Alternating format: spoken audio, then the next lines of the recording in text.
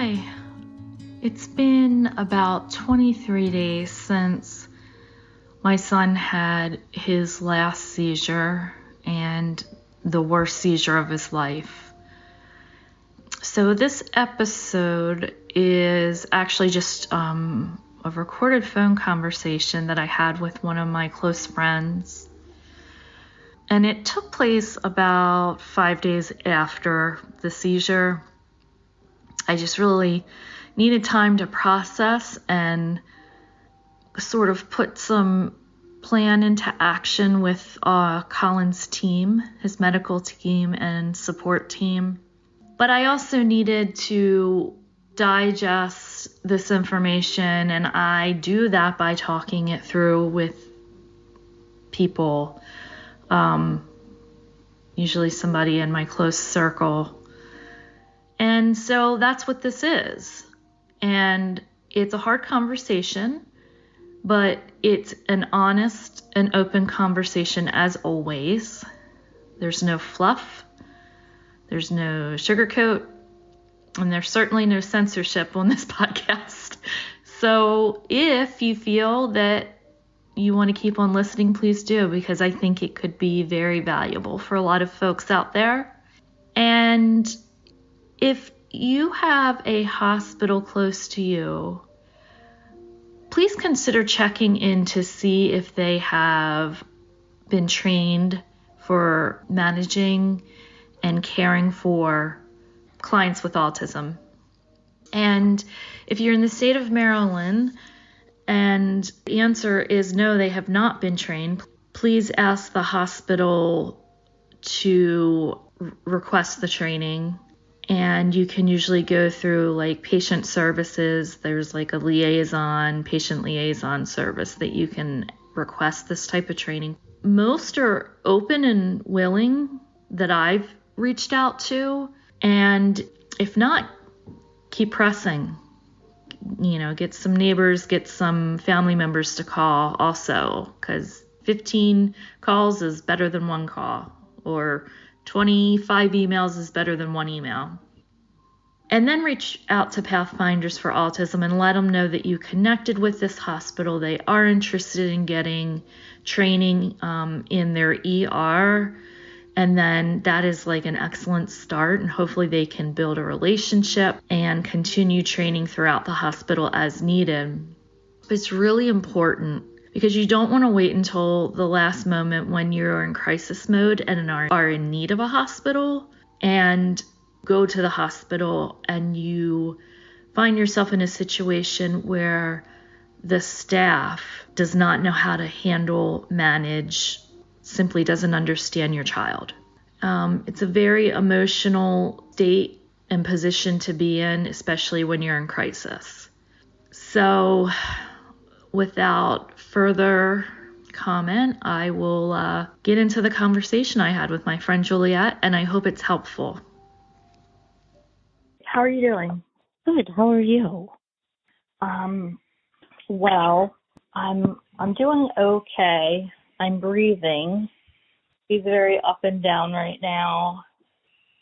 It was just a really hard week, as you know, but I appreciate you talking to me for a little bit about it because it's just so much and it's just so heavy. And why don't you tell me exactly what happened?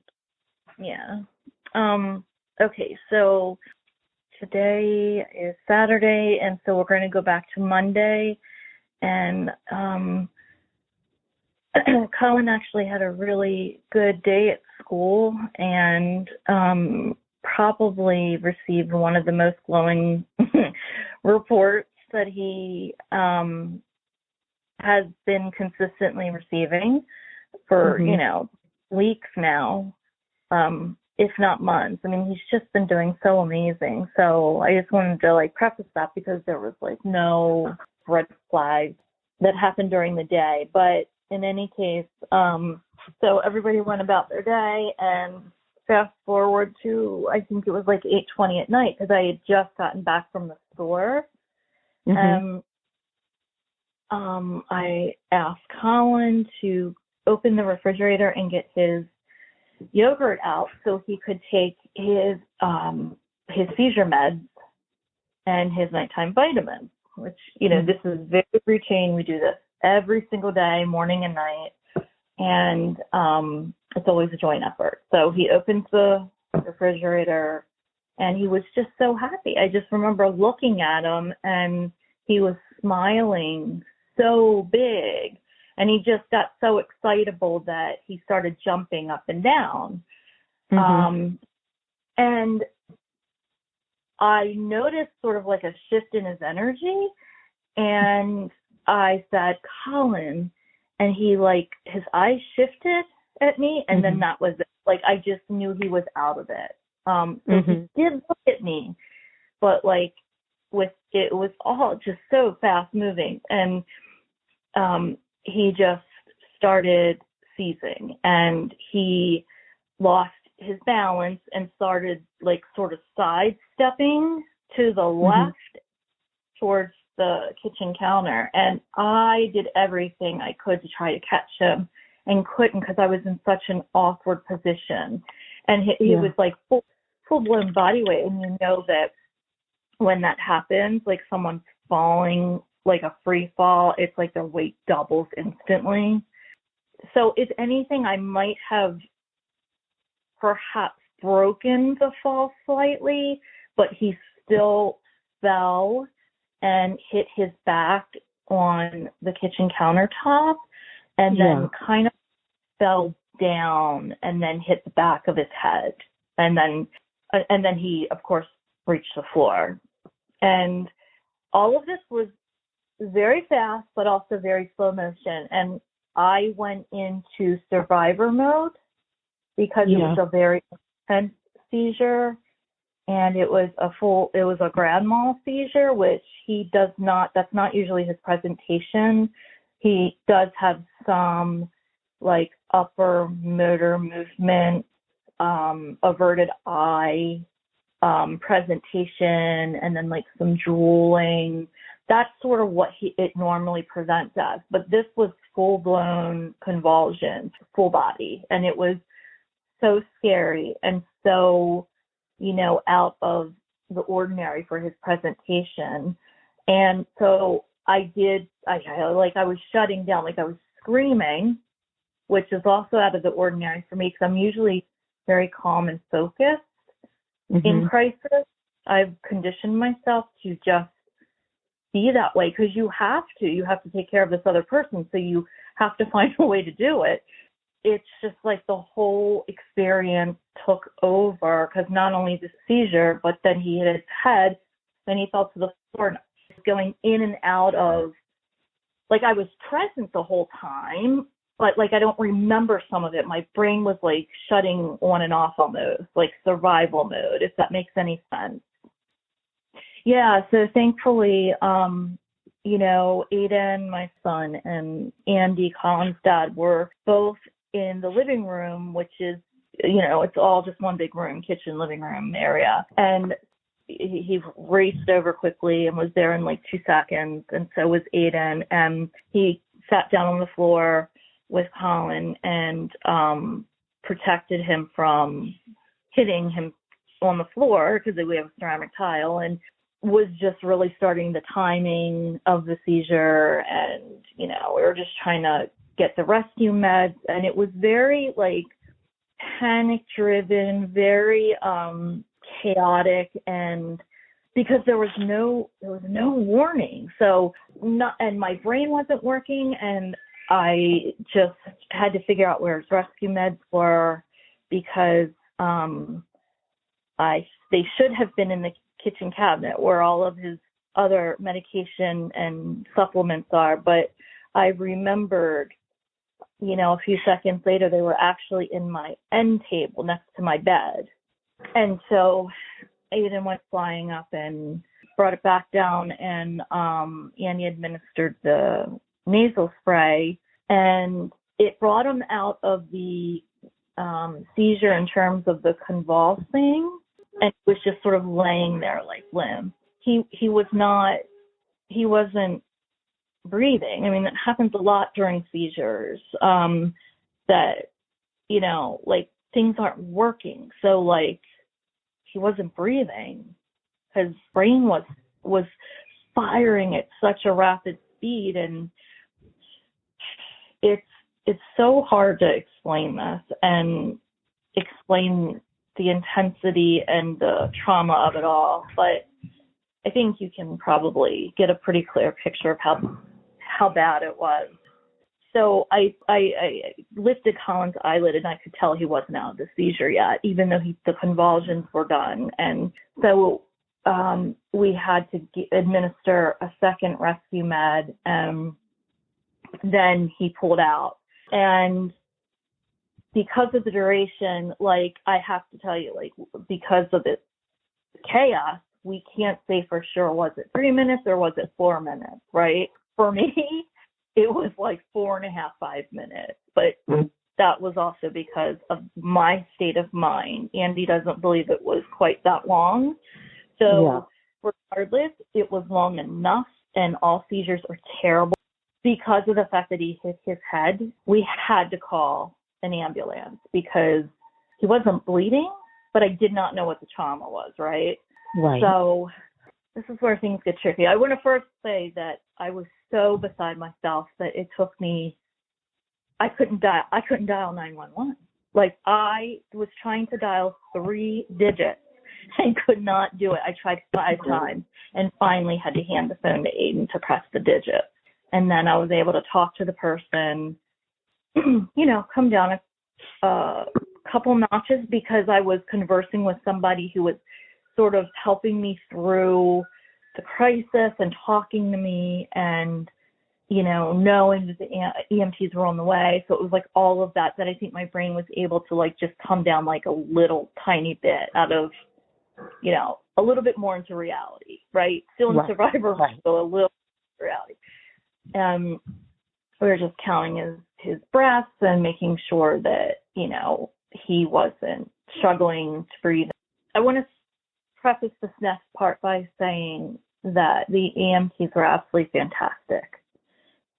They were very kind. They were very understanding. They listened to what we had to say, but it was mass hysteria for a while. Like, because again, I still wasn't fully functioning. They were just firing so many questions. I couldn't even remember Colin's seizure medication, and literally they were sitting in front of me, but my brain couldn't read them to tell them what medication he was on, write it down. And I'm like, well, that's not working either. Like, none of the motor skills working right now, right? Right. That's trauma and shock does to you. You just shut down. And his vitals were stable. We got him to the sofa, and we had a lot of back and forth discussion about going to the hospital. And we live, as you know, very far north, a little bit more in the suburbs, and so doesn't have the best resources, unfortunately. And so what I will tell you is the local hospital, the ER, was packed. And the other option was to go to the next nearest hospital, which was in Pennsylvania. And that's ultimately, what we ended up doing, because it was just important for me to get the CAT scan to see if, in fact, there was any internal bleeding or skull fracture. So there was a lot. I want to just pause, because, like, when I share this conversation, I think a lot of people in our community will already understand what I'm about to say, and I think maybe other people who aren't going through this and maybe aren't a parent with a kid with autism or other special needs or differing needs, but there's this underlying sense of dread and just being really terrified to take your kids to a hospital, because there's so many moving parts. For us, it's that Colin is nonverbal and he has a ton of anxiety, and he had post-seizure, so chances are he was going to sleep. But most of our kids with severe anxiety end up in fight or flight mode, which means possible kicking or flailing or punching or biting or a number of things. And not all hospitals, in fact, I feel very few, are equipped to deal with that. So that's part of it. Then the other part of it are just the logistics, which I'll get to in a minute. But what ended up happening was that the EMTs had this conversation, like, we highly recommend that you go and get treatment. And then they had to radio in a supervisor, a medical supervisor, to say that we were declining treatment. And so I had to, I mean, you know me, like, I don't care who it is I'm talking to, and I'm going to be very truthful about it. And so I said, we're not declining treatment. We don't feel either hospital is a good choice for Colin, because we feel that either have the capability or resources should anything go wrong. And what is that feeling? Oh, a really I bad know. feeling. Yeah. It is. And you know, the thing is that with ambulances or EMTs or whatever, they don't cross county lines. And I know this because Kyle's been to the ER many times from school. And it's not like they were willing to go to any of the hospitals that we felt comfortable with in Baltimore that we knew had very specific autism training in their ER, because, you know, Pathfinders for Autism does all of that for the entire state of Maryland. They just need to be asked. You know, their services are always there, but they will go in and train all the nurses, all the doctors, the ER, the surgeons, like literally the security guards, whoever wants the training, they're happy to do it.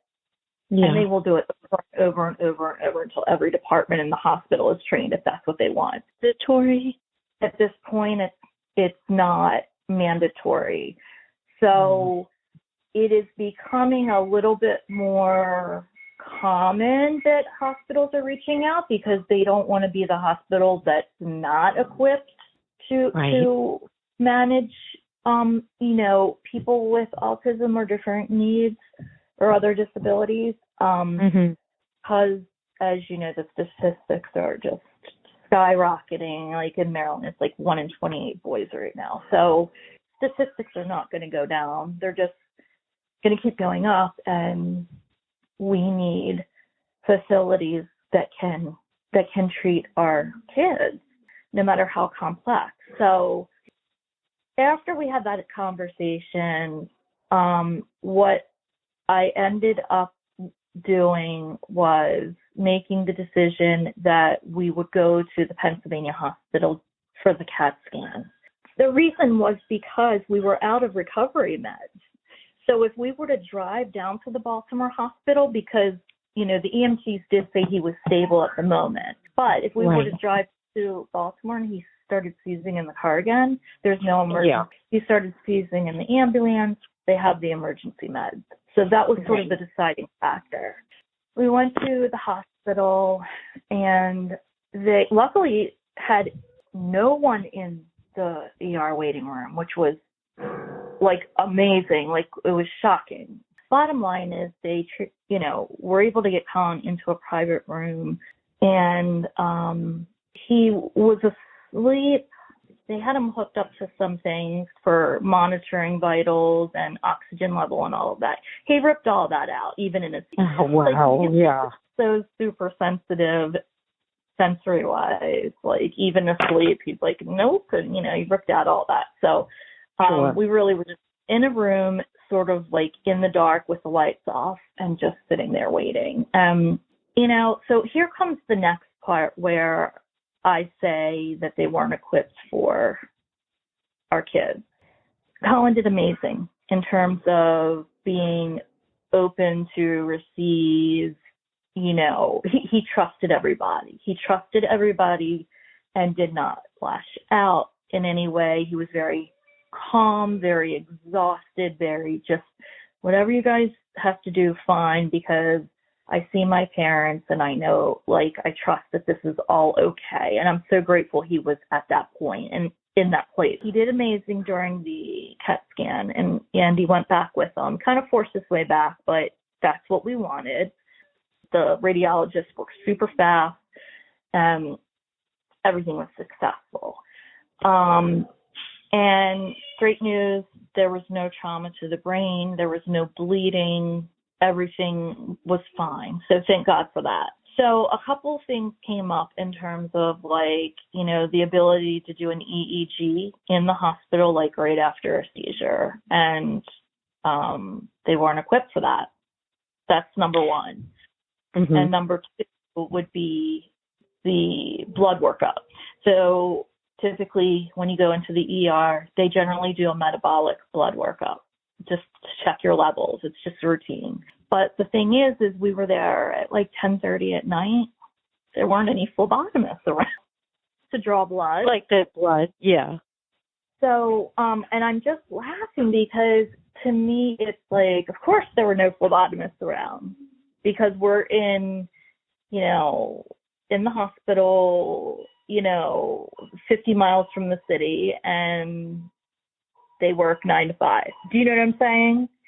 Yeah. So they have, obviously, nurses can draw blood, but they would had to have put an IV into Colin to draw the blood, and that was not an option for him. So This is sort of my point of them not being able to care for a lot of the people or kids in our community. Does that make sense? Yes, but can I just ask a couple of questions? Yeah. So the reason you're saying that an IV would have to go in because it's the only way that Colin would let them draw the blood? No, he would not let them draw the blood. It was the only way they were capable of drawing his blood. So yeah, that's what I'm saying. So because he won't tolerate an IV, right, there was no blood draw. I gotcha. And how would they do it if it wasn't a nurse and it was a phlebotomist? How would they be able to do it different than the nurse? So with blood draws are not easy ever for us, and for many other kids out there. But basically, it takes a whole team of people. And so the phlebotomist would basically just put one of those, looks like a butterfly, but it's just a little needle that slides into the vein, and then they basically hook up the blood tube, and then they draw the blood. But there's 5 people holding Colin to stay still and literally talking him through it. I see. And so they just don't have that available. Mm-hmm. Like, I would like to think if we were at one of the other hospitals in Baltimore, they probably would have had accessibility to do this blood draw. I don't know. Maybe I'm wrong. Maybe all the phlebotomists go home at 5. It is a problem. And it's one of the many things that is very challenging for families in our community. That's probably the least of the concerns of staying away from hospitals, and it's more like behavioral things and them just not understanding our kids. But at the end of the day, I had, again, a really wonderful, lovely, supportive, kind group of EMTs convincing me that both hospitals would be able to take care of Colin's needs, and then their medical supervisor assuring me the same, when in reality I knew it wasn't true, Andy knew it wasn't true, but we agreed because the biggest thing was making sure he didn't have any head trauma and getting right. that. So we still have to get the metabolic blood work done. The neurologist has, sent that over through the patient portal. So I have to arrange that and arrange a team. I mean, I shouldn't say I have to arrange a team. Basically, if the two of us go with Colin, they will have extra hands in the blood lab since there's other phlebotomists floating around. Mm-hmm. Yeah. So the professionals that you normally see, have you ever had this conversation with them about the like downfalls of the regular hospital and if there's like options and what to do in the instance of things like this? We have, and you get one or two answers, really. One is you get a really kind, understanding, experienced person that says, I know, I get it, and will do anything in the world to make the situation easier and to accommodate him. I had phlebotomists sitting on the floor. They'll do whatever it takes. And then I had on the other side very bad experiences with phlebotomists. I actually was yelled at by one. Now, I want to preface this by saying that she was not from the United States. And I only say that because it was a cultural issue for her. And she said, why are you doing this to your son? Can't you see he's upset? Like, she truly didn't understand. It was awful. Right. I had a full-blown meltdown because if I could do anything to not have to do the things that I have to do to make sure that my son is healthy and safe and, you know, his levels are okay and he's not having strep flare-ups or like there's so many things, but if there's anything I could do to make all of this go away, I would do it, like legit anything. And so it was a very emotional experience, and her and I basically just got in a terrible yelling match. And that's what happens when emotions run high, right? You're a full-time caregiver, it's your kid, and the phlebotomist thinks you're trying to hurt your kid. I mean, it's just awful. What I will say as far as the hospitals in a broader sense, they all know that there's a lot of weaknesses. And, you know, I'm really grateful. Shout out to Delegate Michelle Guyton because she helped get the legislation passed to form this team. Maryland, you know, has its first ever state autism coordinator under the governor. Yeah. So this woman basically runs a team of people that focuses on everything autism and all the issues. Things started sort of like inching up as far as statistics. Everyone kept saying, you got to pay attention to this. You got to pay attention to this. Like, we're not equipped for this. Society isn't equipped for this. The hospitals can't handle this. The schools can't handle this. And no one paid attention. Certainly not Congress. Not anyone, actually. And thankfully, under this autism coordinator, there's like at least four, there might be a fifth committee, and they focus employment or transition. You know, one might be the medical piece. I honestly haven't even had a chance to read any of their meeting notes. It's a huge step, and it means a whole lot of people are focused on this issue now. But it's going to take a really long time to promote change and create change.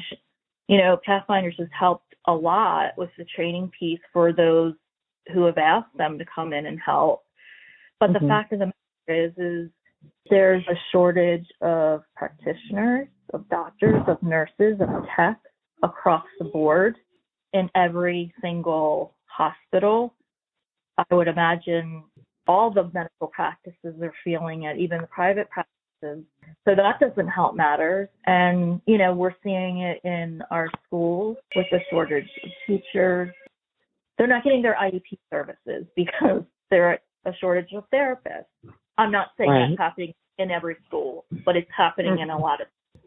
This is why I like to talk about things. This is why my podcast is so therapeutic for me, as well as, you know, I hope the community and parents that I interview, because they're just massive issues to be addressed. And when I took the state policy class a few years ago, what we were taught was it usually takes 15 to 20 years to see change once an idea comes to fruition. It's not like we can just, you know, press this button and this will happen. It's a cultural change. There's so many moving pieces and supports that need to happen. and training. Right. And, again, thanks to Delicate Guidance, she said, well, that's not acceptable to me, and I'm on a 5-year plan. It might take us longer, but I'm shooting for 5 years, and I'm shooting for measurable goals so that we can measure the progress and shift things as needed. So thank God we have her in Maryland. I just got to tell you that so many families are in crisis, and but certainly very few are telling everybody about their situations like I am. But I choose. Why do you think that people are quiet about it? I think part of it could be personality. When I say personality, I just mean like they're private people. I think part of it could be that they're just so overwhelmed and so depressed and so anxious. A lot of mental health issues revolve around being a caregiver now more than ever. Not even just the disability community, but because of COVID, right? Right. We know mental health is out of control right now. And again, there's not enough psychologists, there's not enough psychiatrists, there's just not enough support. And I think I see people talk about it more on private support groups. So look at some private support groups that they'll open up for some feedback and some support. But I think people are just overwhelmed and exhausted, and a lot of people are also working full-time jobs while trying to be a full-time caregiver and get their child's needs met. What makes it so complicated with our generation of autism is all the medical co-occurring conditions that go along with it, right? Right. It's not as easy as go off the early intervention and maybe tweak the diet. It's not that easy what Colin goes through and what most of his friends and peers go through. And it's a hard life. Right. I feel like the thing with the hospital, with this whole issue that you're talking about, the complication with even having to decide whether to go to the hospital or not is something that anybody outside of the autism community, I feel like it wouldn't even cross their mind. That's the last thing you would be thinking about. And in an already complicated situation, it's a complication that is just unfathomable. It's something that I think the average person that's not dealing with these issues on a daily basis or ever, that would never even cross their mind. I agree.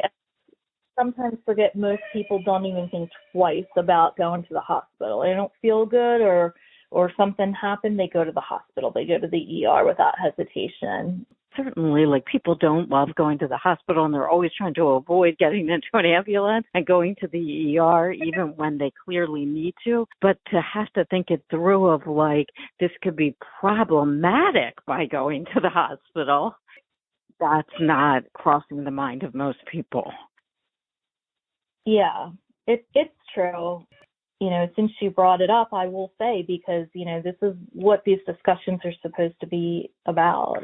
I don't ever want to hold back, and it's not doing service for any kid or any family or any doctor or nurse or psychologist or psychiatrist or teacher or family member who might listen to this.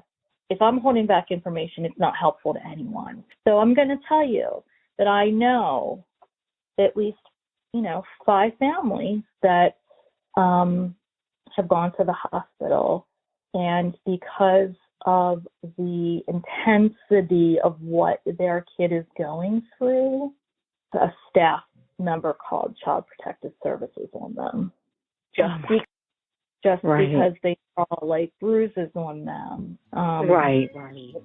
And that's another whole situation when you talk about trauma.